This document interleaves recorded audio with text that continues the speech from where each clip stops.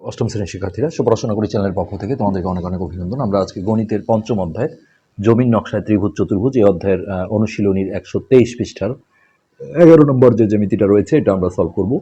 তো আগের পার্টে আমরা 10 নম্বরটা করেছি, ক্লাস ধারাবাহিকভাবে আমরা সবগুলোই করেছি। যারা দেখোনি ভিডিও নিচে প্লে লিস্টের লিঙ্ক দেওয়া থাকে, সেখান থেকে দেখে নেবে।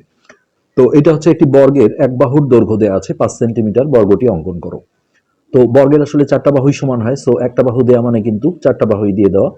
আর বর্গের যেহেতু প্রত্যেকটা কোণ এক সমকোণ হয় 90 ডিগ্রি, হ্যাঁ, তাহলে এখানে লম্ব আঁকতে হবে। কিন্তু এই লম্বটা আমাদের হচ্ছে পেন্সিল কম্পাসের সাহায্যে আঁকতে হবে। এই লম্ব আঁকা আমরা যদিও হয়তো বা শিখেছি, তারপরে আমরা দেখব।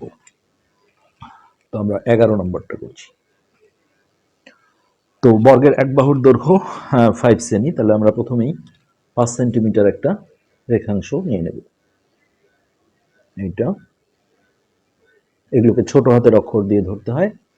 এইখানে লিখে দাও 5 সেমি।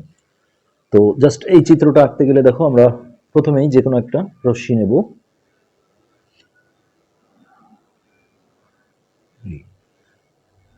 মাথাটা তীর চিহ্ন দিয়ে দিতে হয়, এইখানে আমরা বিই নামকরণ করলাম। এবার প্রথমত আমরা বর্গের চারটা বাহুই যেহেতু সমান হয়, তাহলে একটা বাহু আমরা এই যে এ বাহুর মাপে একটা অংশ আমরা এখান থেকে কেটে নেব। সো এইটা আমরা কেটে নিলাম। তোমরা অবশ্যই পেন্সিল ইউজ করেই করবে, আমরা আসলে ভিডিওতে ভালো যাতে দেখা যায় সেই জন্যই পেন ইউজ করছি। তো আমরা কিছুটা লেখাগুলো কমপ্লিট করি। হ্যাঁ, প্রথমে আমাদের এইভাবে এগুলো সম্পাদ্য বলা হয়। সম্পাদ্যের নিয়ম হচ্ছে আগে ছবি আঁকার পরে নিচে লেখাগুলো লিখতে হয়। মনে করি একটি বর্গের, এটা আমরা এ বাহুর মাপে নিলাম, এই জন্য লিখে দিলাম একটি বর্গের এক বাহুর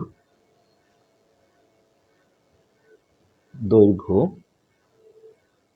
এ সমান 5 cm অর্থাৎ সেন্টিমিটার দেওয়া আছে।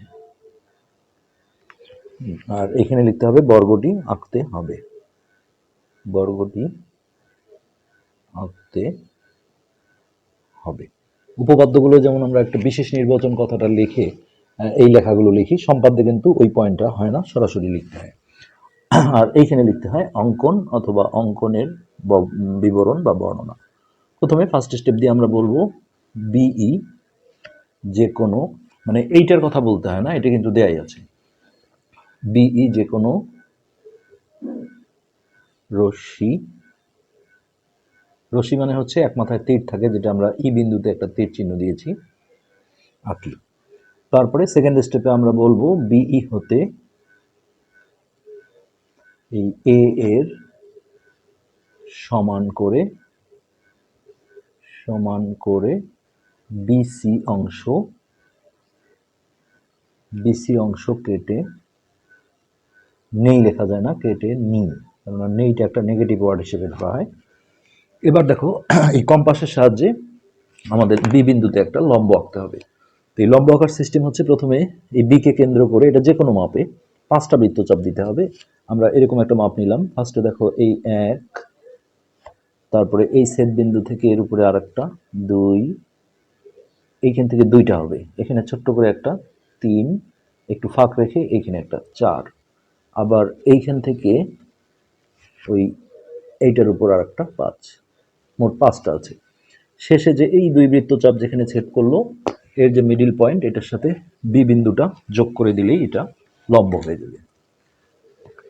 তো এটা আমরা একটু বড় করে নেব, যে ওখান থেকে আমাদের কিন্তু ওই যে এ বাহুটা 5 সেন্টিমিটার আবার কেটে নিতে হবে, যার কারণে একটু বড় করে দিলাম। এই তো এখানে আমরা এফ নাম দিই। হ্যাঁ, এই যে আমরা এত কষ্ট করে আঁকলাম, এটা কিন্তু অঙ্কনে এত কিছু বলার দরকার হয় না। এখানে সরাসরি আমরা বলবো বি বিন্দুতে বিএফ লম্ব আঁকি একবারে।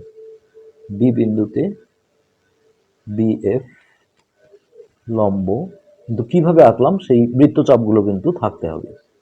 হ্যাঁ, সরি, তুমি যদি এইখানে আসলে চাঁদা বসিয়ে 90 ডিগ্রি আঁকো, তাহলে কিন্তু সেটা মানবে না।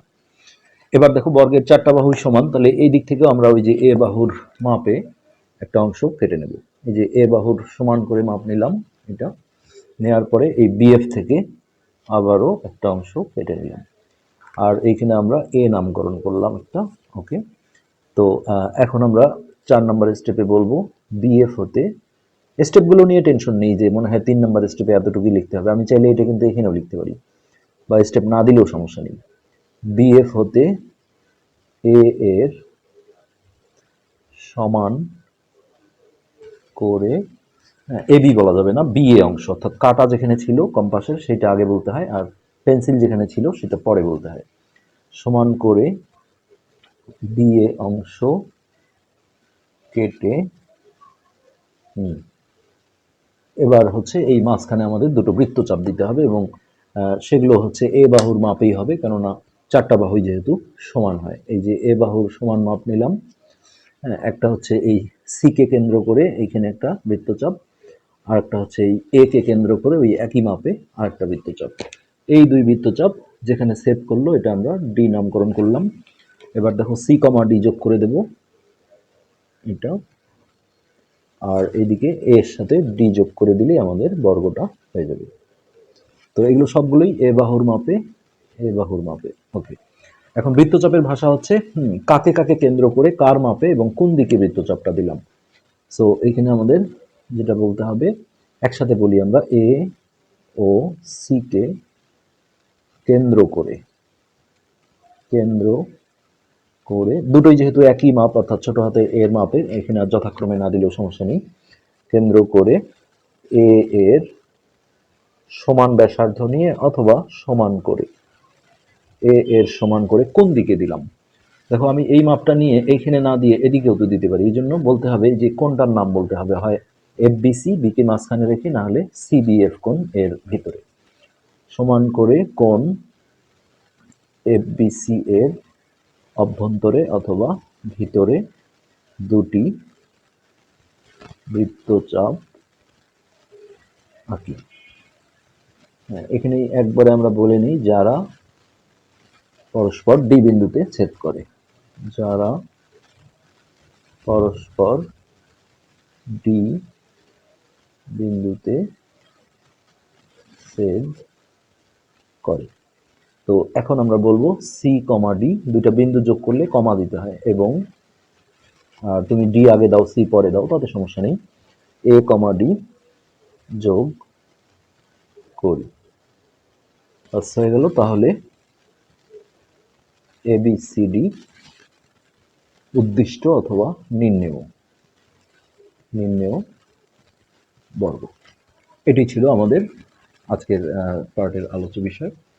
তো প্রথমে আমরা কি করলাম, যে কোনো একটা রশ্মি নিলাম, তারপর ওই রশ্মি থেকে আমরা এই যে এ বাহুর মাপে একটা অংশ কেটে নিলাম যেটা হচ্ছে বিসি, তারপরে বি বিন্দুতে 5টা বৃত্তচাপ দিয়ে লম্ব আঁকলাম, এরপরে বিএফ থেকে আবারও এর মাপে বি অংশ কাটলাম, তারপরে ওই এর মাপে এখান থেকে একটা বৃত্তচাপ দিলাম, এখান থেকে একটা, তারপরে এটা কানেক্ট করে দিলে আমাদের বর্গটা হয়ে যাবে। তো আজকে এই পর্যন্তই, ধন্যবাদ।